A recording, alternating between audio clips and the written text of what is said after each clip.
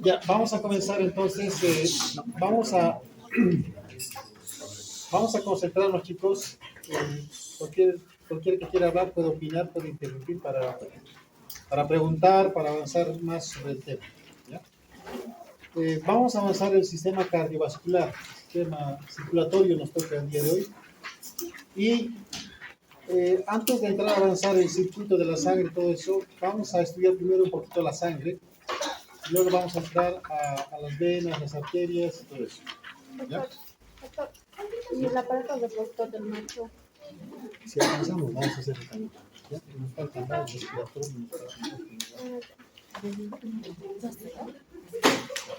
Nos faltan varios temas en realidad por avanzar, pero por orden de importancia vamos a avanzar este tema primero, ¿ya? Que es muy importante. Bien. La importancia, bueno, de la sangre radica en sus funciones de la sangre. ¿Para qué sirve la sangre? ¿Cuáles son las funciones de la sangre? Muy bien, transporta oxígeno, temas. ¿Cómo? Transporta desechos, ¿no? Los desechos que se van a filtrar en los riñones. ¿Para qué más sirve la sangre? Nutrientes, muy bien. Hemos visto que del aparato digestivo se absorben los nutrientes a la sangre y la sangre es quien transporta los nutrientes hasta el hígado por la vena porta y luego a todo el cuerpo. ¿Para qué más sirve la sangre? ¿No? Regulación de la temperatura, muy bien. Sí, participa en la regulación de la temperatura, ¿no? Cuando estamos con mucha calor, nos ponemos rojos porque la sangre se va a la superficie de la piel y ayuda a su refrigeración. Y cuando hace mucho frío hay una hemoconcentración en los órganos principales. ¿No? Entonces, si la sangre para de circular, pues se sobreviene casi de inmediato la muerte. El paro súbito de la circulación sanguínea se llama shock, ¿no? Shock es un paro súbito de la circulación. Bien. ¿Cuáles son los componentes de la sangre?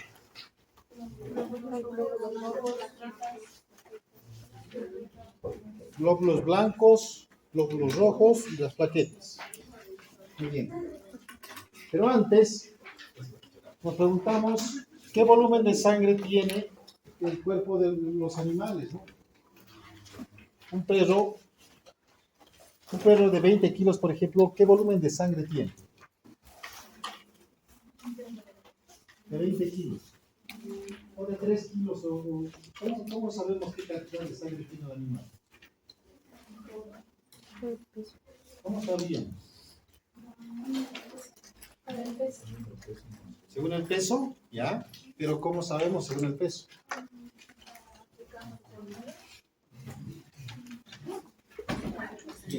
Sí, muy bien. Nosotros trabajamos de manera general con el 6% del peso corporal. De manera general. Porque obviamente va a variar mucho el volumen de sangre con el peso del animal, con las características fisiológicas, tal vez tiene anemia, ¿no? La alimentación y otros factores más que influyen con la tenencia de volumen de sangre. Pero nosotros trabajamos de manera general con un 6% del peso corporal. ¿Ya? Algunos autores indican del 6 al 7%. Pero nosotros vamos a trabajar con el 6%, que es lo que más trabaja con perros, gatos y bovinos. Bien, entonces un perro de 20 kilogramos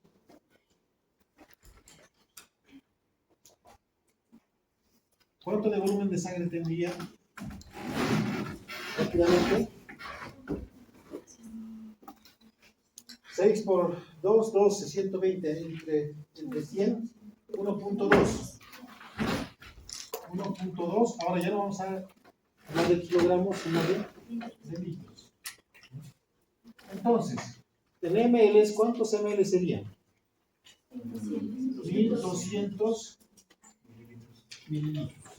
Si uno que tiene un perro de 20 kilogramos aproximadamente. Aproximadamente. Ahora, ¿qué volumen de sangre puede perder un animal? En una hemorragia cualquiera. Un animal puede perder hasta el 10% del volumen de sangre que tiene. Exacto. 10%. ¿Cuánto será de 1200? 120 ml. Entonces,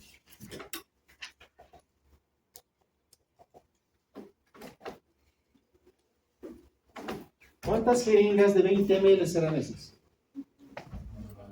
6. 6 jeringas. Imagínense, le sacamos una vez, otra vez y otra vez. Y lo echamos por todas partes. Y el animal va a resistir la pérdida de ese volumen de sangre. A veces vemos algunas, yo he visto muchas cirugías, escucha, no tienen que perder ni una gota de sangre. No es así. Podemos perder un poco de sangre. Y no pasa nada, porque de inmediato se va a activar una hormona que se llama eritropoyetina y va a empezar a formar sangre. Cuando pierde más de esa cantidad de sangre del animal, de este volumen de sangre, empieza a haber síntomas de apnea o disnea, falta de oxígeno. Entonces, fíjense hasta qué volumen de sangre es alto. Así que no le tengan miedo a las hemorragias. No le tengan miedo. Podemos perder un poco de sangre y no va a pasar nada, yo se los aseguro.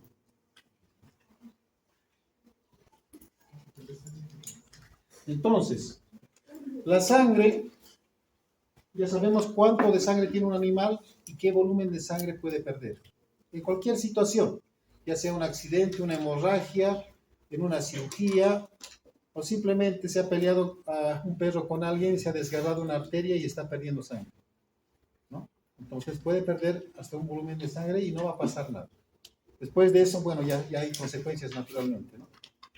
Bien, una sangre está compuesta de elementos sólidos, donde están principalmente los glóbulos rojos, ¿no? Y un plasma sanguíneo.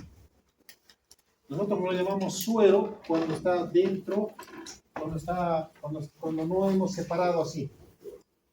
Lo llamamos suero. Por ejemplo, cuando tenemos una herida, un animal tiene una herida, empieza a haber un poco de sangrado de la herida y después empieza a subirse en la parte superficial un poco de suero. Transparente, rico en glóbulos blancos. Pero cuando hacemos una centrifugación de la sangre, empezamos a separar el plasma sanguíneo con las sustancias sólidas del cuerpo. ¿Puedo venir un ratito? ¿Puedo salir un ratito? ¿Es listo? Sí. Sí, sí.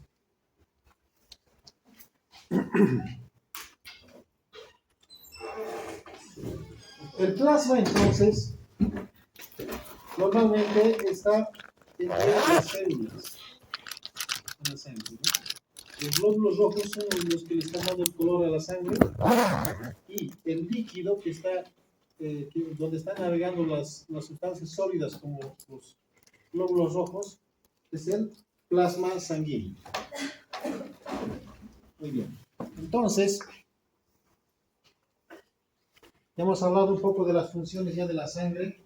Transporta nutrientes y oxígeno a todas las células y recoge los productos de desecho formados en el metabolismo celular.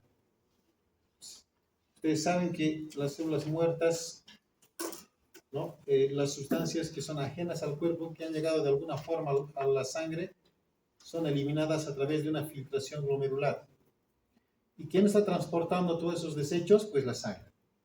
También participa, había dicho la compañera, en la regulación de la temperatura, ¿no? Y bueno, interviene en la defensa del organismo contra las infecciones a través de las células blancas o leucocitos, ¿no? Y de eso vamos a hablar, de estas tres células vamos a hablar ahora. Bien, rápidamente pasamos. El plasma tiene un 90% de agua, también tiene sales minerales, nutrientes, sustancias de desecho, proteínas y hormonas. Las hormonas también son transportadas, gran cantidad de las hormonas son transportadas por la sangre. Vamos a hablar ahora de sus células rápidamente, no vamos a perder tiempo. Hablemos primero de los glóbulos rojos, que también son llamados hematíes, que también son llamados eritrocitos, ¿no? Son células numerosas de la sangre, se encargan de transportar el oxígeno desde los pulmones hasta el resto de los tejidos. Los glóbulos rojos tienen un diámetro aproximado de 12 micras en promedio. Diámetro. Como son redondos, parecen unas donas, ¿no? Y el tamaño de los glóbulos rojos varía según la especie animal. No en todas las especies es del mismo tamaño. Los glóbulos rojos varían en tamaño de acuerdo a la especie animal. Cada glóbulo rojo tiene que cargar un volumen de oxígeno acorde a su volumen, a su tamaño, al radio que tiene, al diámetro que tiene cada glóbulo rojo. El volumen de las partículas de oxígeno que ingresan a la sangre dependen de los pulmones. En los alvéolos pulmonares, que es lo último, donde llega el oxígeno cuando hacemos una inspiración, ¿no? Hay una región, un lugar donde va a haber el intercambio gaseoso. Si este lugar yo lo veo de abajo, digamos, ventral, voy a observar que aquí parece que era como una cuadrícula. Ese tejido que tiene en los alvéolos pulmonares definen el tamaño de las moléculas de oxígeno. El tamaño. Que está entrando como burbujas a la sangre, ¿no? De un solo tamaño. Y son exclusivos como para que los glóbulos rojos puedan cargar esas moléculas de oxígeno. Bien, los glóbulos rojos tienen una proteína importante que los están conformando. Una proteína que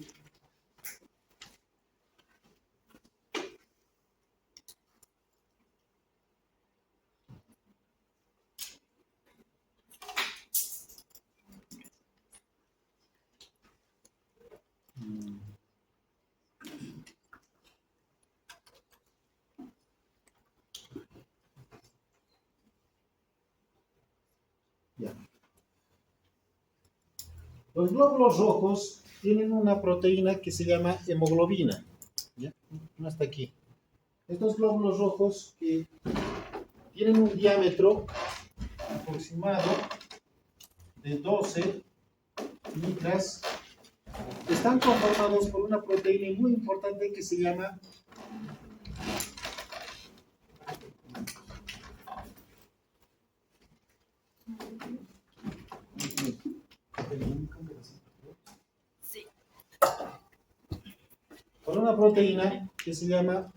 hemoglobina. ¿Ya? La hemoglobina es una proteína que solamente está presente en los glóbulos rojos, la hemoglobina.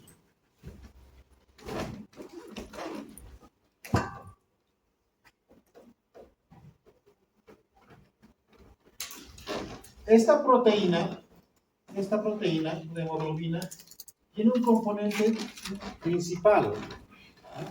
Esta proteína se caracteriza porque su estructura alberga un mineral que es el hierro. Muy bien. Hierro. Por esta razón, la sangre tiene un sabor a hierro. ¿Alguna vez han probado su sangre? Sí. Tiene sabor a hierro.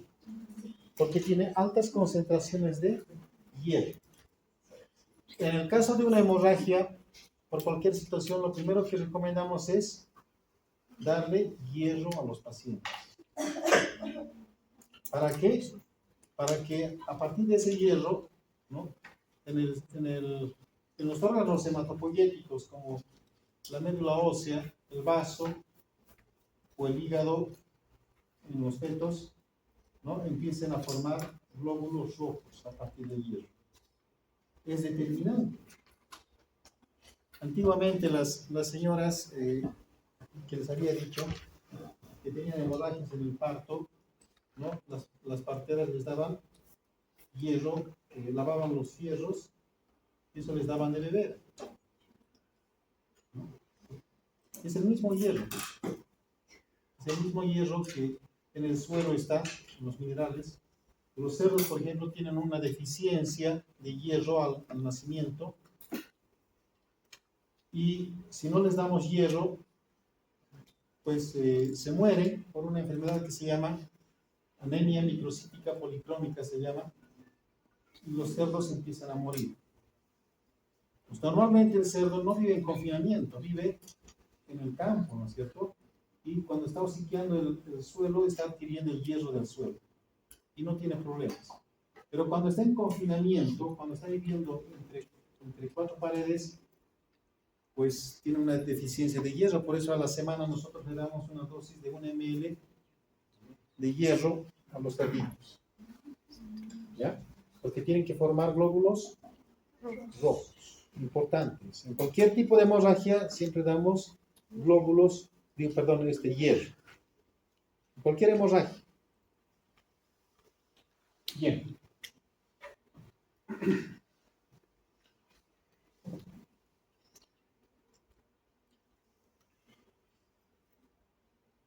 Bien.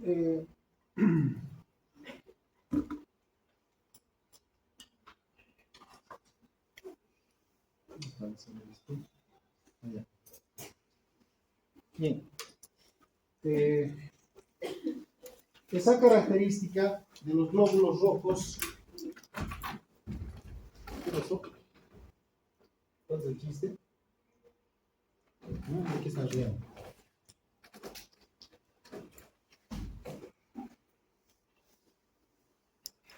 Los glóbulos rojos son bicóncavos.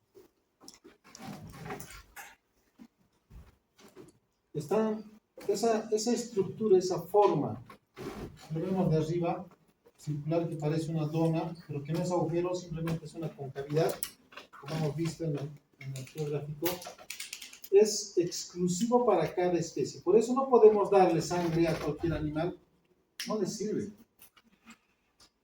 Incluso dentro de la misma especie, la sangre es expulsada del cuerpo si no es del mismo tipo de sangre.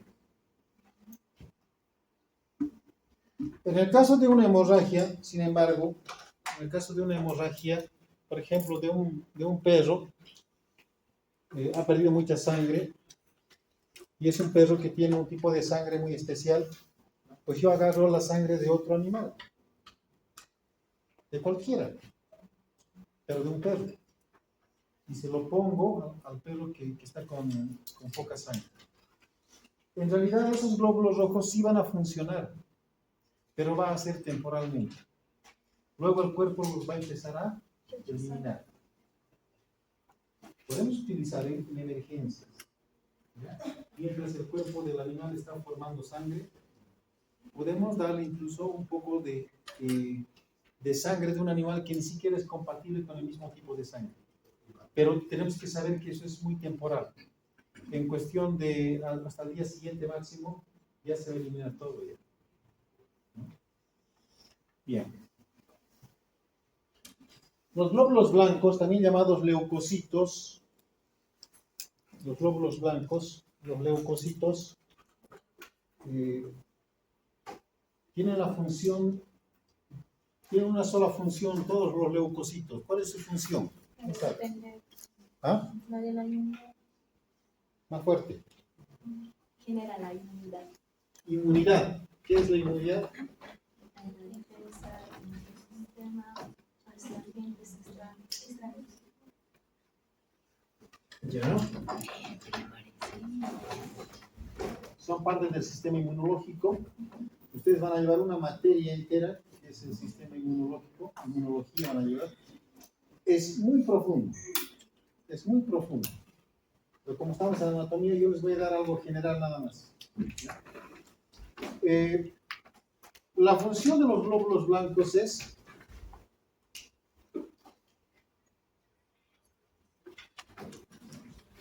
fagocitosis. Esa es la función de los glóbulos blancos, de todos. Vamos a ver enseguida la clasificación de los glóbulos blancos. Todos tienen la función de fagocitosis. Fago significa comer, citosis viene de célula. Entonces son expertos en comerse células débiles, células moribundas, células ajenas al cuerpo como las bacterias, virus grandes que sí pueden ser reconocidos. Y los virus muy pequeños no pueden ser reconocidos. El problema con los virus, ¿no? No pueden ser fagocitados porque son muy pequeños. Pero hay virus grandes también que pueden ser reconocidos. Algunos virus, la mayoría no. Bien. Entonces, los glóbulos blancos no tienen una forma definida. No es como los glóbulos rojos que parecen unas donas. Los glóbulos blancos parecen una bolsa de agua. Si lo agarramos está cambiando de forma. No tienen una forma definida los glóbulos blancos. ¿Ya? Y eso de la fagocitosis lo hacen atrapando a las células. Así como un sapo agarra una mosquita, ¿han visto alguna vez? Saca la lengua, lo agarra y se lo mete para adentro. Pero los glóbulos blancos no tienen boca, no tienen ojos. Así que existe un sistema que se llama complejo de histocompatibilidad, donde ellos mandan unas ondas para reconocer y las células tienen unos receptores y los ubican fácilmente. Y cuando los encuentran, pues logran una prolongación citoplasmática del glóbulo blanco y atrapan a la bacteria. Y lo introducen dentro de su cuerpo, ¿no? De su célula. Entonces aquí tengo un glóbulo blanco, aquí está la bacteria, hay una prolongación citoplasmática y lo envuelve, ¿no? Y lo lleva finalmente dentro. Y cuando la bacteria, con la célula misma que está dañada, llega dentro del glóbulo blanco, hay unas enzimas que están presentes en los glóbulos blancos o leucocitos que descienden todos hacia la bacteria. Se dirigen hacia la bacteria y ocasionan una lisis bacteriana. Lo hacen reventar a la bacteria, lo destruyen por completo. Pero los glóbulos blancos tienen un problema. Y es que no dejan de fagocitar. Están fagocitando todo el tiempo cuando se encuentran con células extrañas al cuerpo o células dañadas. Y cuando empiezan a fagocitar, y a fagocitar más, y más, y más, llega un punto en que los glóbulos blancos están llenos de bacterias, por ejemplo. Por ejemplo, de Streptococcus, no sé, Streptococcus gonorrhoeae, por ejemplo, en los perros. Los glóbulos blancos se hinchan, llenos de bacterias, y finalmente revientan. Revientan las bacterias. A ese proceso lo conocemos como pus. Cuando ustedes ven pus en algún lugar, tienen que saber que los glóbulos blancos están reventando por la alta carga bacteriana que hay en ese lugar. ¿Sí? Ese proceso también sería conocido como el DANS, ¿no? DANS. Sí, está ligado también a ese proceso. Y está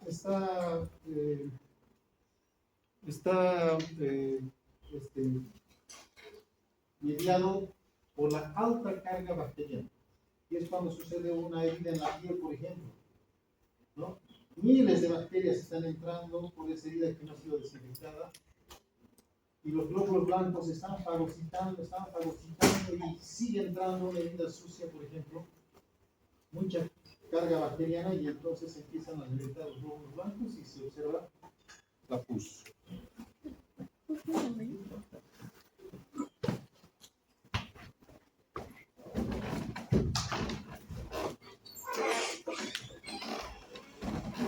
bien, los glóbulos blancos entonces tienen la función de fagocitosis.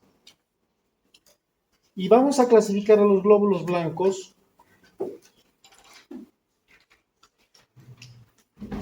de la siguiente forma.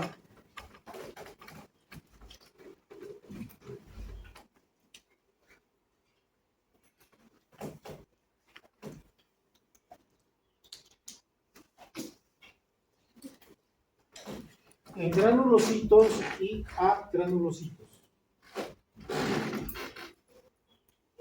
Entre los granulocitos tenemos a los neutrófilos, los basófilos y los eosinófilos. Y entre los agranulocitos tenemos a los linfocitos y a los monocitos.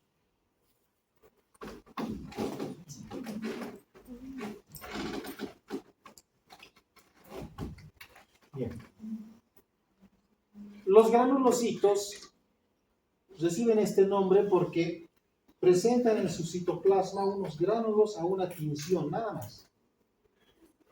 Cuando se lleva a cabo una tinción para observar a los leucocitos, si estos presentan gránulos, pueden ser neutrófilos, basófilos o eosinófilos. Y algunos que no presentan gránulos, porque A significa sin gránulos, ¿no? Son los linfocitos y los monocitos. Pero, ¿qué son esos gránulos que se ven en esa tinción? ¿Cuáles son los organelos de alguna célula? Hay un organelo muy importante que es el retículo endoplasmático liso y el retículo endoplasmático rugoso. ¿Cuál es la diferencia entre el retículo endoplasmático liso? Muy bien, excelente. El retículo endoplasmático rugoso está albergando otros organelos que son los ribosomas. Y esos ribosomas le están dando ese aspecto de granulado. Solamente eso. Entonces, la función de los ribosomas es, muy bien, síntesis de proteínas. Bien, vamos a ver algunos leucocitos. Bueno, aquí lo he puesto este. Ya, antes de que veamos la clasificación de los leucocitos, recordemos que no hemos hablado mucho. La sangre se forma, hemos dicho, en los órganos hematopoyéticos se llaman. Aquellos órganos que forman sangre se llaman órganos hematopoyéticos. Estos órganos que están formando sangre se llaman órganos hematopoyéticos. ¿Y cuáles son los órganos hematopoyéticos que forman sangre? En la etapa fetal, el hígado, muy bien.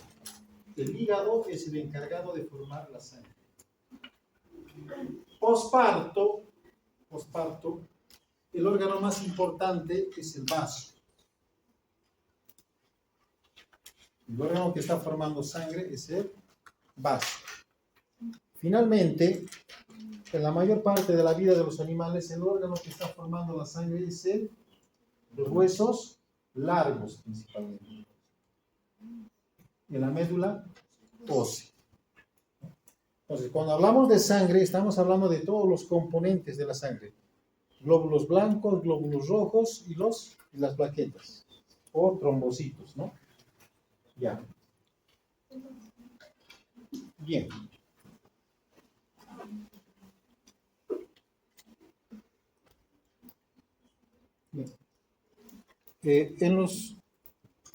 Cuando hay una alteración en la médula ósea, hay un problema, hay un cáncer de sangre, que es la leucemia. Tenemos leucemia nosotros inferinos principalmente, ¿no? Y tenemos vacunas contra esa enfermedad. Pero si no vacunamos a nuestros animales, se pueden enfermar los gatos con la leucemia felina. ¿Qué es lo que sucede con la leucemia felina? Es que ocasiona un proceso de metaplasia en las células especializadas de formar la sangre. Porque en la médula ósea existen unas células especializadas de formar sangre. Igual que en la piel. En la piel estamos perdiendo todo el tiempo células, se están muriendo, se están descamando las células, se están muriendo. Pero las células madre de la piel están generando nuevas células hijas y está regenerándose todo el tiempo. Entonces, cuando viene un accidente, nos hemos quemado con fuego, nos queda una cicatriz. Cuando la herida ha afectado a las células madre, esas células madre sufren un proceso de metaplasia. ¿Qué es la metaplasia? Es la formación de células no especializadas. O sea, células especializadas que forman células idénticas sufren un proceso de metaplasia y empiezan a formar células que no son especializadas ya.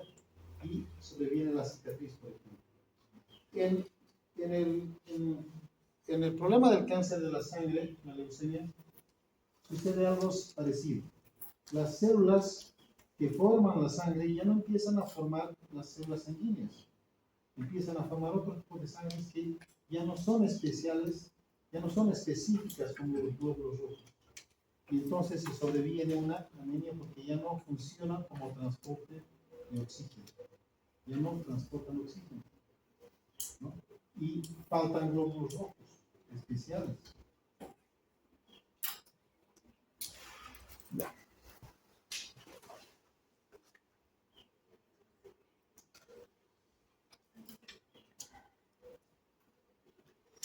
Y en los glóbulos blancos o leucocitos, células son tamaños de diferentes formas, son vitales para el sistema inmunitario ya que combaten las infecciones. Tienen una vida útil de 4 a 30 días. Hay entre 5.000 a 11.000 glóbulos blancos. Esto la medida no está. Con esto varía. En los parámetros, en esta clasificación de los granulocitos, ¿ya? Los animales tienen diferentes concentraciones de glóbulos blancos en la sangre, normales. O sea, en cada especie y por edad varía la concentración de glóbulos blancos con rangos naturalmente que no deben sobrepasar. Pero hay situaciones en que existen más neutrófilos de lo debido en la sangre, ¿no? Eso nos indica a nosotros que el paciente frente a una enfermedad infecciosa, porque se activan los glóbulos blancos en procesos infecciosos. En diferentes tipos de situaciones se incrementan cada uno de esos glóbulos blancos. Pueden ser los neutrófilos, que significará mayor cantidad de eosinófilos, por ejemplo, que se van a llevar en el laboratorio clínico. Cada uno tiene sus parámetros normales en cada especie animal según edad. Bien. Estos glóbulos blancos, todos estos glóbulos blancos,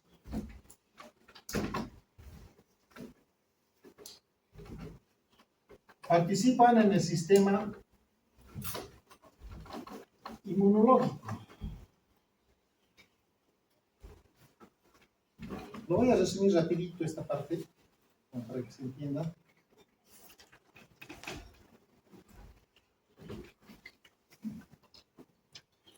Aquí tenemos una bacteria,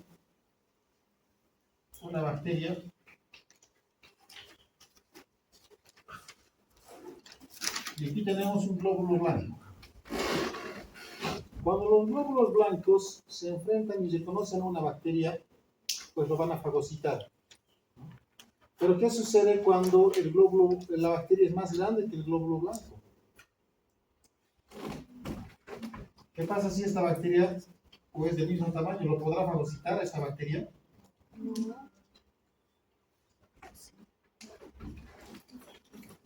¿Qué sucederá?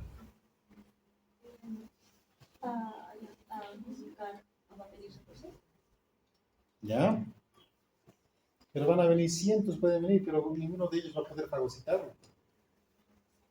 Entonces, los neutrófilos, los glóbulos blancos, empiezan a fusionarse y empiezan a formar otros glóbulos blancos mucho más grandes, que se llaman macrófagos.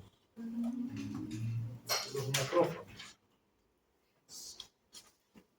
Y un macrófago ahora sí va a poder fagocitar esa bacteria grande. Y si aún la partícula extraña al cuerpo es mucho más grande, se van a formar los gigamacrófagos, mucho más grandes. Tenemos macrófagos normales nosotros en el cuerpo, por ejemplo en los alvéolos pulmonares. En los alvéolos pulmonares, como soldados, están andando los macrófagos, ya que estamos respirando muchas partículas a veces grandes que tienen que ser eliminadas del cuerpo. De esa eliminación se encargan los macrófagos. Ya. Pero cuando este glóbulo blanco ha fagocitado a una bacteria, no solamente lo va a destruir. Los glóbulos blancos tienen otra función. Lo voy a explicar de esta forma.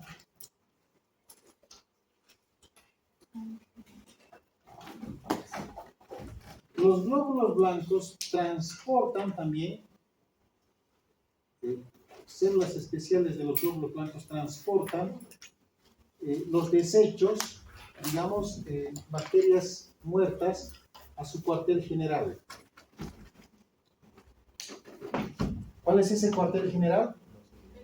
El vaso y el timo. Entonces son transportados.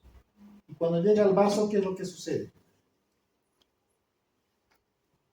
Supongamos que este curso es el vaso. Estamos en el vaso nosotros. Nosotros somos células B. Las células que conforman el vaso se llaman células B. Y nos trae un glóbulo blanco, una bacteria muerta. Y nosotros lo recibimos al glóbulo, a la bacteria, y aquí lo empezamos a estudiar. Y vemos que la bacteria tiene cilios, todas sus características. Por eso el vaso es un laboratorio. Y el timo también participa en la generación, en el estudio de esas bacterias. Entonces nosotros, como somos el vaso, ya hemos estudiado a la bacteria. Finalmente, ¿sí? ¿Cómo se llamaban las células que son parte del vaso? Células B. Células B. Y del timo, células T.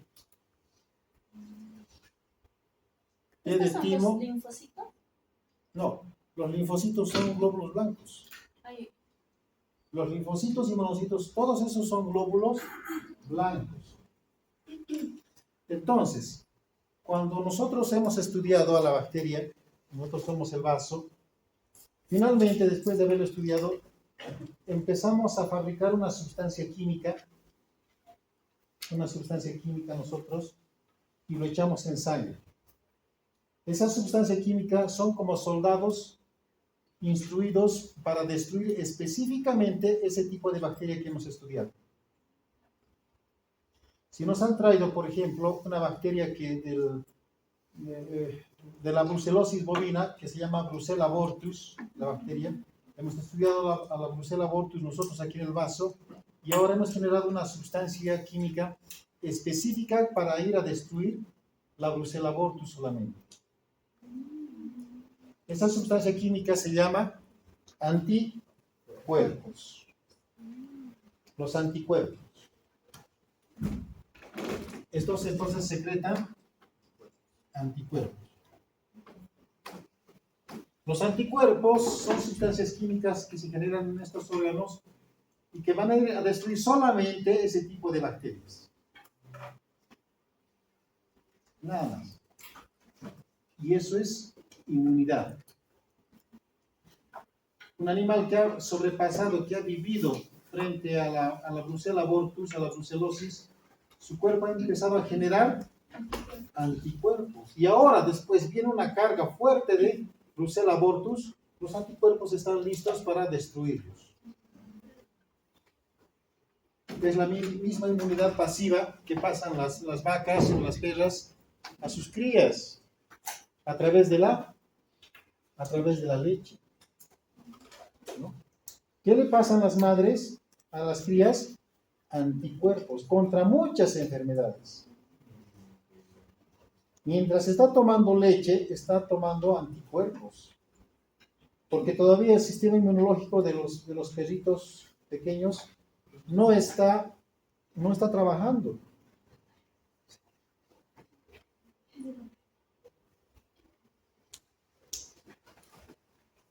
¿Ven?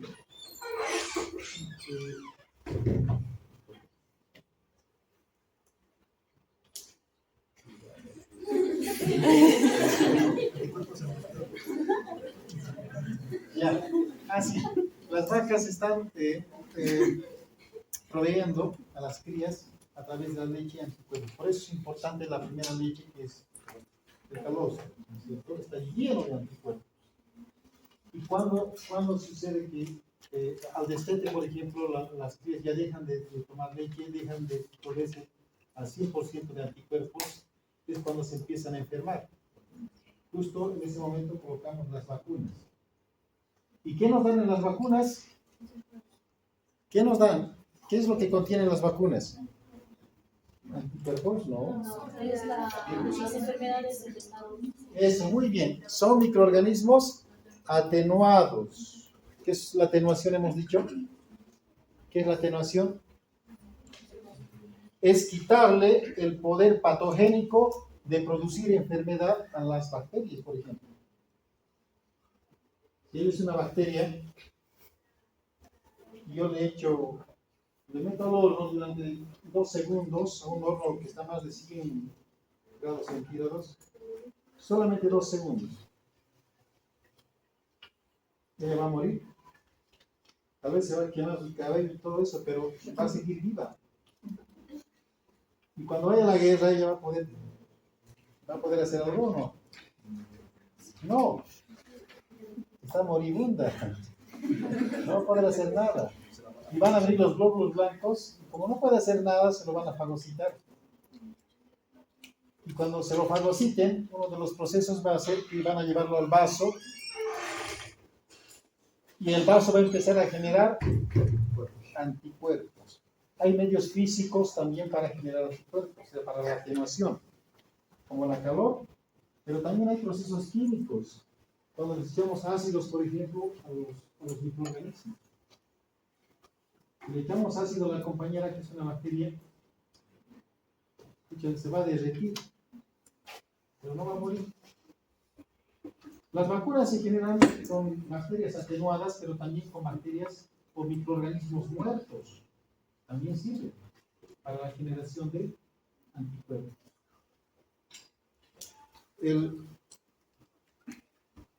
Los anticuerpos provocan la formación la defensa del cuerpo contra los microorganismos. Aquí en Bolivia nosotros tenemos un laboratorio referencial a nivel internacional, reconocido a nivel sudamericano, que está formando vacunas de uso veterinario. Trabajan colegas veterinarios en este laboratorio y están formando, por ejemplo, están fabricando la vacuna contra la rabia.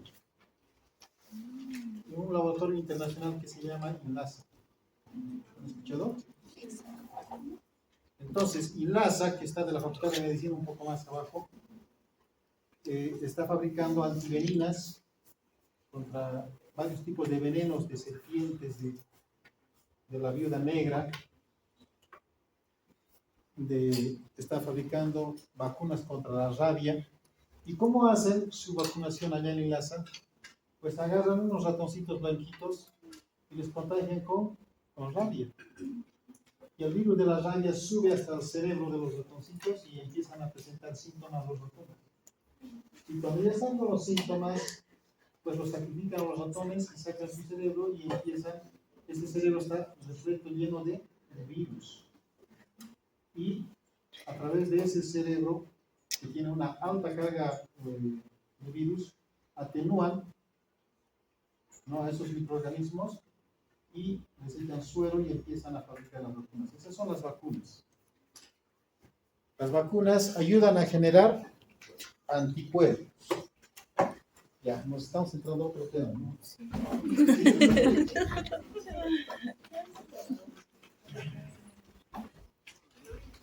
Un poquito de eso, ¿no?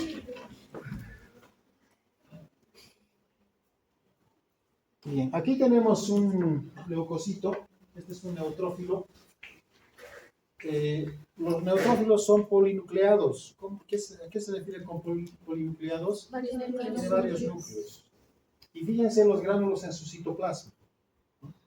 Así se ven las células, los granulocitos, los neutrófilos, basófilos y eosinófilos. Aquí tenemos un basófilo con gránulos igual, un monocito que carece de gránulos en su citoplasma y que tiene una forma arrillonada. Fíjense su núcleo, es lobulado, ¿no? Es característico de los monocitos. Y un linfocito aquí con un núcleo grande. Esas son las formas características. Por esas formas se reconoce a los glóbulos blancos, si son neutrófilos, basófilos o eosinófilos. ¿Ya? Ya. Esto me había olvidado decirles de los glóbulos rojos. Son los más numerosos. Fíjense, existen de 4 a 6 millones por milímetro cúbico. Tardan en formarse de 5 a 7 días en la médula ósea. Y tienen una vida útil entre 100 y 120 días. Digamos 3 meses. Tal vez un poco más, ¿no? 4, ¿no? 4 meses.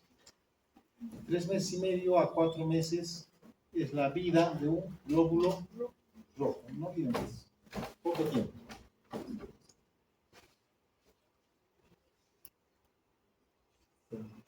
Aquí la forma.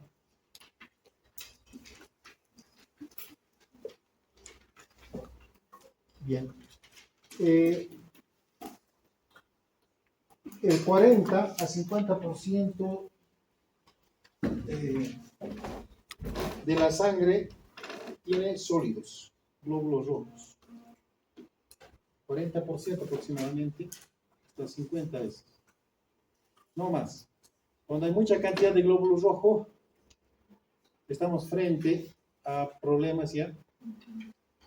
¿Cómo se llama las personas que tienen mucha sangre? En la poliglobulia, ¿no? Mucha sangre. Me están sacando sangre. Muy sangrón. Ya es un proceso fisiológico que van a llevar en fisiología. Entonces, normal 40-45%. Ustedes van a hacer centrifugación de la sangre. Si van a encontrar poca cantidad de glóbulos rojos, entonces estamos frente a una anemia. Es lo que hacen en cualquier laboratorio. Le toman sangre. Lo primero que hacen es centrifugar. Si hay baja cantidad de glóbulos rojos, de inmediato remiten a hacer más estudios. Y de lo primero que sospechan en la gente, en los niños básicamente, y en la gente joven, que no tiene problemas de poliglobulia, por ejemplo, sino eso se da más en personas mayores, ¿no? Sospechan del cáncer de la sangre que se llama leucemia. Ahí está la policitemia, que es la poliglobulia, ¿no? Más glóbulos rojos. Ya. Bueno, hay una hormona muy importante que se secreta en los riñones, en la corteza renal. Hemos hablado de la corteza renal, que se secreta dos hormonas, la renina y la angiotensina, que van a ayudar a regular la presión arterial. Pero también se secreta una hormona que se llama eritropoyetina. La eritropoyetina es una hormona que va a estimular la formación de de sangre. Sin esta hormona no hay formación de sangre. Es muy importante esta hormona, ¿no? Que va a estimular la formación de glóbulos rojos. Se llama eritropoyetina. Aquí está un esquema.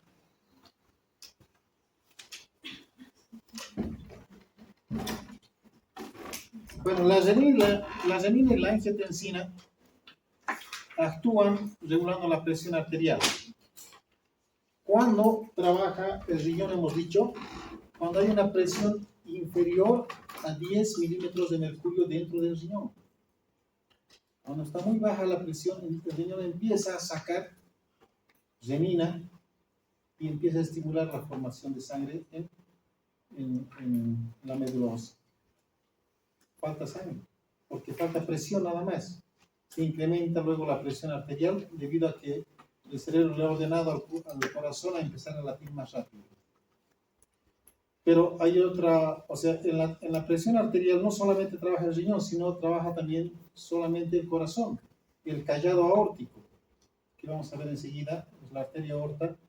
En el callado aórtico hay un test que está midiendo el volumen de oxígeno, la cantidad de oxígeno que hay en la sangre. Tienen que circular niveles normales de oxígeno en la sangre. Cuando esos niveles de oxígeno faltan, se está muy baja la concentración de oxígeno en la sangre, entonces automáticamente el callado aórtico le indica al cerebro: aquí falta oxígeno. Y el cerebro le ordena a través de un nervio que se llama vago vagal al corazón, a una estructura dentro del corazón que se llama marcapaso, y ordena que se incremente la frecuencia cardíaca. Y el corazón empieza a latir más fuerte. Es lo que sucede cuando corremos, por ejemplo. Nadie le dice a nuestro corazón que empiece a latir más rápido, ¿o sí? ¿Ustedes pueden decirle a su corazón que lata más rápido? No. Entonces hay un test adentro que está midiendo la concentración de oxígeno y que va a regular la presión arterial, ¿ya? Para que los glóbulos rojos trabajen más. ¿Ya? La eritropoyetina, entonces, es la que estimula la formación de glóbulos. Bueno, les había hablado de la hemoglobina, que es una proteína que está presente en los glóbulos rojos, y que esta proteína tiene como principal componente el hierro. ¿Ya? Ya, vamos a avanzar. Ahí está mostrando el transporte de oxígeno. Ya. Finalmente, las plaquetas y los trombocitos, ¿no? Su otro nombre son trombocitos. ¿Cuál es la función de los trombocitos? Belinda. ¿Cuál es la función de los trombocitos? En el proceso de la cicatrización participan en ello. ¿Ya? Ayudan a la coagulación. Coagulación. La coagulación, ¿no? Es muy importante. Es la única función que tienen estas células. Tienen aproximadamente 18 micras de diámetro.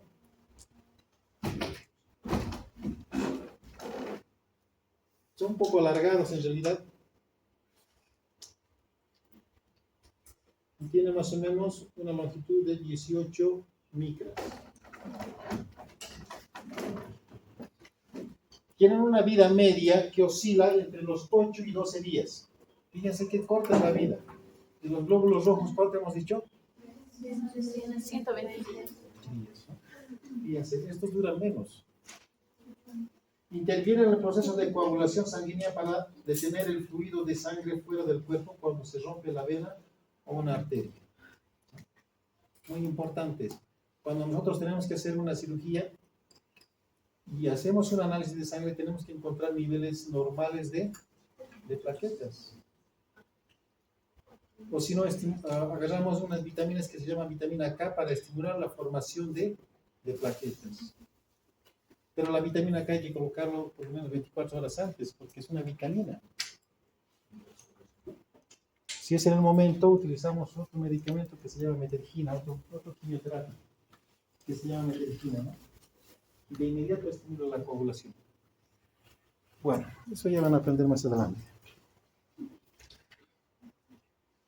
Fíjense, aquí tenemos una hemorragia de pérdida de sangre y se activan las plaquetas o trombocitos, ¿no?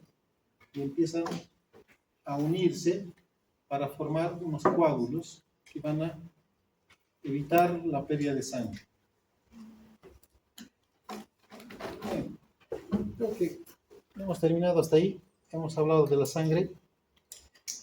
Vamos a hacer un ratito de... Pero va a ser rápido, chicos, porque tal vez va a ser nuestra última clase.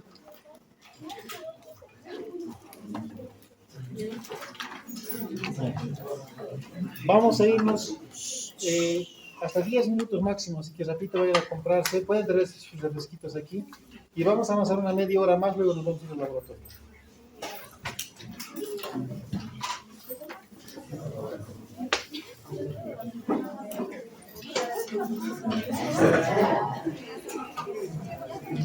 Yeah.